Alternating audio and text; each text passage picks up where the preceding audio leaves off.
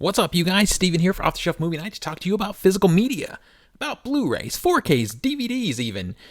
The way we like to buy and own our movies and TV shows and collect them in a beautiful library and display them, watch them when and how we want without any worry of them getting recut, re-edited, or just having them disappear like all you streamers out there have to deal with. I do watch streaming. I do. It has its place. But when it comes to real movie love and real movie collecting and real movie enjoyment, it's physical media all the way. So if you are a physical media collector, you want to be a physical media collector, or you just like movies, this is a good spot for you. Even if you're just a streaming fan, but you want to talk about classic movies, then you're still in a good spot. So you're welcome. We're an open door here. There's no gatekeeping to loving movies in this spot. So hit that like button, hit that subscribe button, hit that notification button, hit all the buttons. Just tap them all. Anyway, I'm continuing today with my complete collection update. Every June, I go through my whole collection, I reorganize, I get it back in correct alphabetical in genre order, and as I do that, I just share it with you so you can see what I've got. We can talk about movies, you can ask me questions. If you want to know more details about any of these movies, just hit me in the comments and maybe I'll do a video. If it's just a question, I'll answer your question, but if it, is worth doing an entire video, I will do that. Because really, I'm just going to kind of quickly go over them here. Now, previously, if I can remember, I'm really bad about this, you guys, and I'm really sorry about that. If I can remember, in the description box below, I will try and remind myself to link the previous video, which was my entire standard steelbook collection. That's where we started this year's collection update. That's not all the steelbooks, it's just all the uncategorized steelbooks. I have Disney steelbooks and Marvel steelbooks that I still have to go, and you'll see those in their proper sections. I thought I'd take it easy on myself today and just do my Scream Factory collection. I don't have a huge Scream Factory collection like a lot of collectors on here. Scream Factory is a good boutique label, but it is not my favorite. I really probably wouldn't collect much for them if it weren't for the fact that they have so many great and important IPs. I mean, there's no denying they have, John Carpenter's movies. They have so many. So I'm going to have to collect for them. But I feel sometimes they're a little overpriced for what they give us. So the things that I have from Scream Factory are things that I really love. I'm going to be buying more. They're putting out some really great 4Ks right now. So I will be adding to the collection over the rest of this year. So it is going to balloon a good bit. And it does, in my collection here, I've got them all on the table in front of me. I do have one of my favorite box sets on my shelf, period. So there is that. It's not that they're bad. They're not bad. I just have other boutique companies that I prefer more, and we'll get to them. But today, we're going to talk about Scream Factory. I'm just going to show them all to you, and then after I'm done with this video, I'll alphabetize them and put them on the shelf. So if you don't know this, the way I do my organizing my shelf, I've talked about it a lot on this channel, but just to recap it very quickly, I sort by genre first, and then within that genre, I alphabetize. So that's just the way it works best for my brain when I'm trying to look for something to watch, because I don't always know what movie I want to see when I come back here to watch something, but I know usually the genre I'm in the mood for. If I'm in the mood for horror, I can go to the horror section, and then within that section, everything is alphabetized. So if I decide, okay, I'm looking in horror, and maybe I want to look at, Sleepwalkers, I can go to the S's and pull it out. But if everything was just organized alphabetically like a lot of you guys do, it would be terrible for me, because if I was just kind of wanting to peruse horror movies, I'd have to go through the entire collection from A to Z, and I don't like doing that. So I like the video store sorting method. Now, outside of just genres, I do sort some things by studio. Scream Factory is one of those said studios because their slip covers look nice on the shelf together, so I do sort out Scream Factory. But I know that Scream Factory is horror, so I can put the Scream Factory section close to the horror section and still have it all in one spot to go and visit. So today, Scream Factory. This is going to be a short video. That's why I'm bullshitting so much now, because I feel comfortable just talking with you guys, because I know we're not going to be here very long, because it's a small collection of movies. But it's still really fun, still really great stuff. So let's get into it. I'm going to start with a banger, and it is this guy right here. This is the Friday the 13th complete collection. This is actually pretty cheap now. I think I paid $130 for this set. It has all the movies in it, from the original all the way up to the 2009 remake. I think it's $79 now. I don't have any regret, though, because I got 2 posters with it, and one of them I have all signed up now by 4 of the different Jasons. So I'm fine with it. I know what it means to be an early adopter. And I didn't know how long this set would last. I remember the Halloween set that was like this did not last long. This one has lasted longer. They printed more of them, so you can still get it for about $80. And it's a gorgeous set. So when you're alphabetizing and that kind of thing, you don't really get to alphabetize these as often. So just to give you a quick look, I'm not going to open them all. I just thought I'd show you one of the discs in here. So I don't think that this is going to go in the F section. I think this is just going to be a featured box within the Scream Factory collection, because to put it within the Fs, the way that I have to stack my movies, like I stack them, like this sometimes, and so that won't work with this box set. So it's just going to be a featured box within the collection. If you want to know any more about this one, let me know. So now let's get into the individual movies. What do I have from Scream Factory? So this is a recent purchase. I showed this to you not long ago. The Sword and the Sorcerer. I did watch it. It is a beautiful 4K. I'm going to go through the extras and then I'll do a review. But at least you know I think it's beautiful. Then we have Return of the Living Dead. Also just a recent purchase. Try to give you an opportunity to read up there if you want to read the backs, because they do have some substantial extras. And Life Force. These I just showed you the other day. I can't tell if that's focusing, because I just got these in. They were part of the sale. So there's those. Now, we're going to talk about how these are broken up, too, because I'm doing something a little different. I'm making things complicated for myself, but we'll get to it in a second. So we have The Funhouse.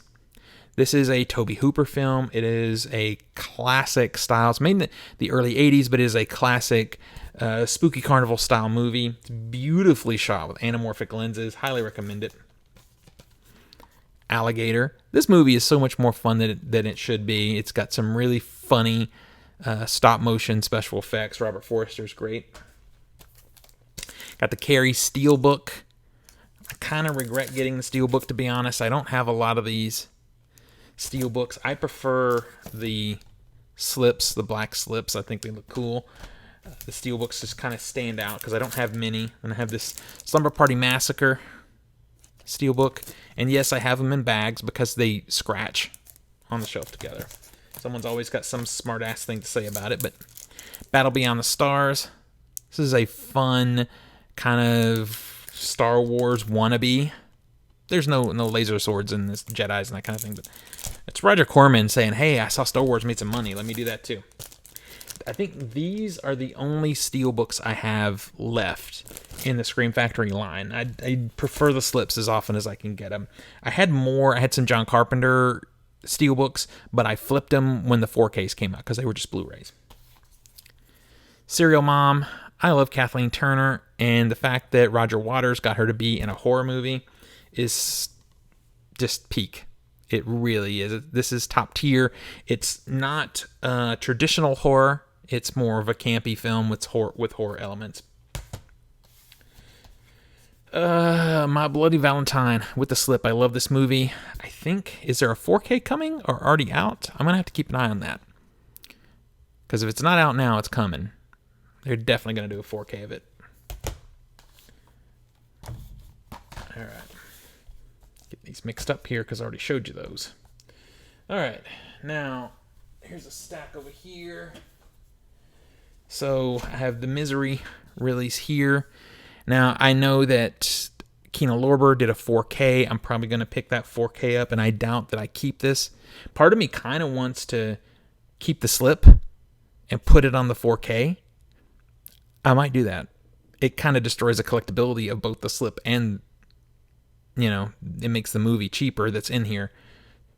But I don't really care about value. I care about enjoyment of collection. But it won't be a Scream Factory at that point. So I don't know. I probably won't do that, actually. I've got the 1976 King Kong. I love this one. I don't know which is the better King Kong. You guys tell me which version is the best. I have nostalgia for this one, so that's why I love it. Kurt Russell. Second favorite second favorite werewolf movie right here. The Howling. Of course, my first favorite American Werewolf in London. This one is probably a more fun movie. This one's more fast-paced. American Werewolf in London is kind of a slow burn. What's going on with my camera here? It's a little bit more of a slow burn, but I think it's a better quality experience. The special effects are better, all that stuff. But this is just drive-in fun. And it has Dee Wallace in it, by the way. Not playing everybody's mom. She gets to be kind of sexy in this movie, which is cool. I dig it. This is the 2000s House of Wax. This movie got a lot of hate, and it's actually pretty good. It's got some nice effects in it. I love in here that they actually built the wax town that's in the movie. It's fun. I don't, this has Alicia Cuthbert in it, who I always liked. It has, I think it has, Jared Padalecki, that's it. I knew it had one of the supernatural guys in it. And I know it has what's her name in it. She gets killed, so who cares? I want to say it. All right. Hell Night. This is also a very retro style movie. It's not, a bunch of gore and a bunch of slashes every 7 minutes or something. This is more about atmosphere, and it's really, really fun.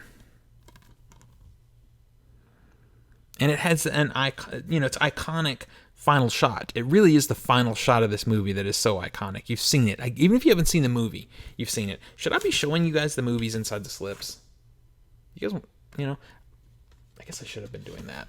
Should I go back and do it really quick and just kind of blow through it? Okay. All right. Fine. Stop. I hear you. Stop asking me. I'll just do it real quick. We're going to do it real quick, and I'm sorry. I should have done that. Because, that's the least I can do, right? I love that poster. A classic King Kong style poster. Yeah, which King Kong do you guys like? I love this one. I kind of like the new one, too. It's a little bit long, though.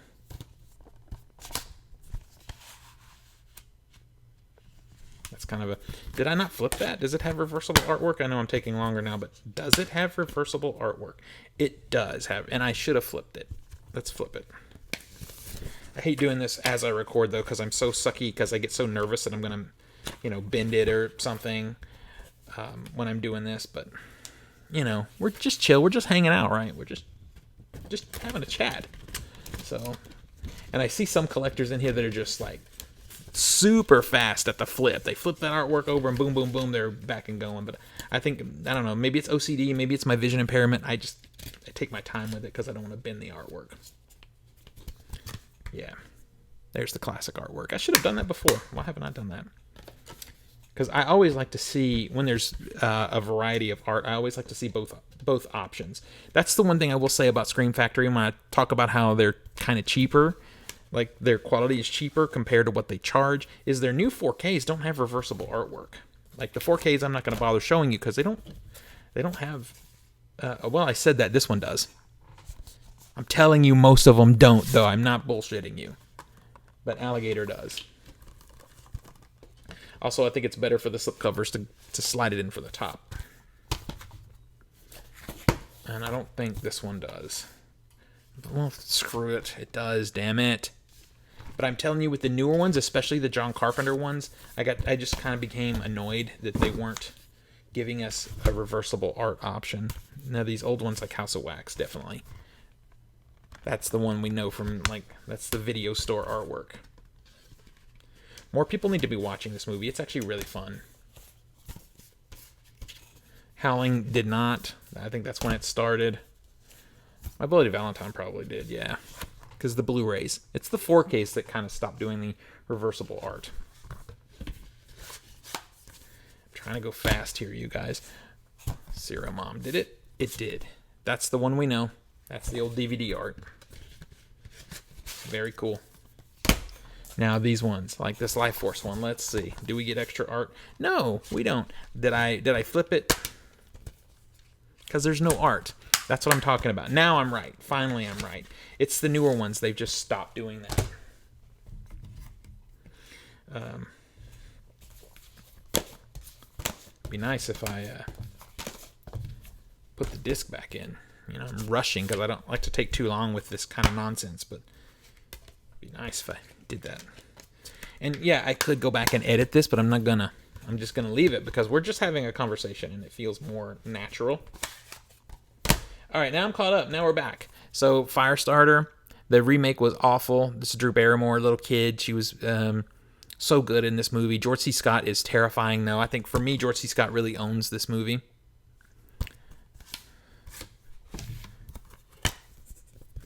Yeah, there was reversible art on this one, too, and I just never got around to flipping it. That's annoying. I'm doing a bad job as a collector. But I think when I got some of these, I was like getting a lot of stuff all at once. And I just didn't get back to flip them. I did immediately watch this Firestarter. I was excited, there we go, to revisit this movie.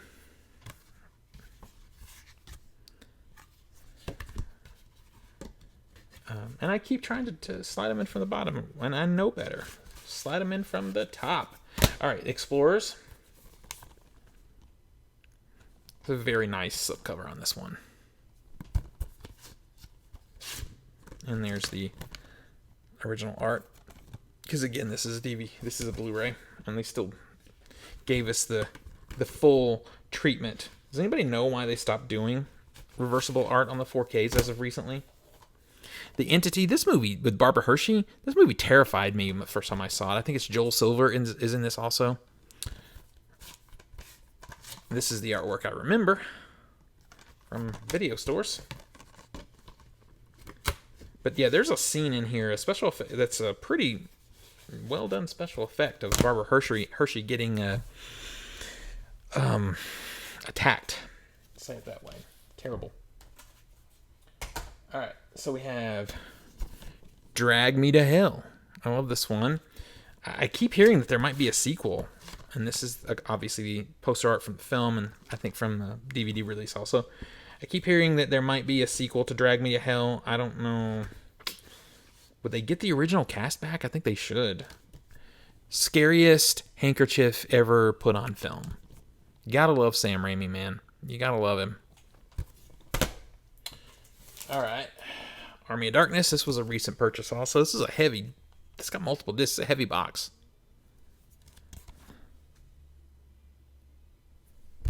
I'm going to check it, but this is a 4K, so I bet you, or as of now, I have not flipped the art. So, let's see. I don't think so, though. Nope. Told you. Finally, I feel better about myself. I thought I was wrong for a minute, but... Yeah, I just keep checking these 4Ks, and they don't give us reversible art anymore. But yeah, if you haven't seen this one, you've seen it. If you're watching this channel, I know you've seen it.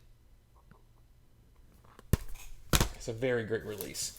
Okay, now I have a pile of John Carpenter releases that did not get reversible artwork, but they're very nice 4Ks from Scream Factory. Prince of Darkness. Alice Cooper's in this one. This is an underappreciated movie, Prince of Darkness. I quite like it. And these slipcovers are taking damage, man, because they're cheap. This is another thing. And also, Rowdy Piper in this one. This is one of the best physical, like, hand-to-hand fight scenes put on film, period. The only one of the new Halloweens I have so far, Halloween 3. I hate the color grades on these. I hate them. I think this is the same on the ends. No? Okay. These got reversible art. Well, that's lame. And they got a pretty nice hard box, too. It's pretty nice. Side loader. I like it. I guess I'll get the others eventually at some point. I just don't like the color.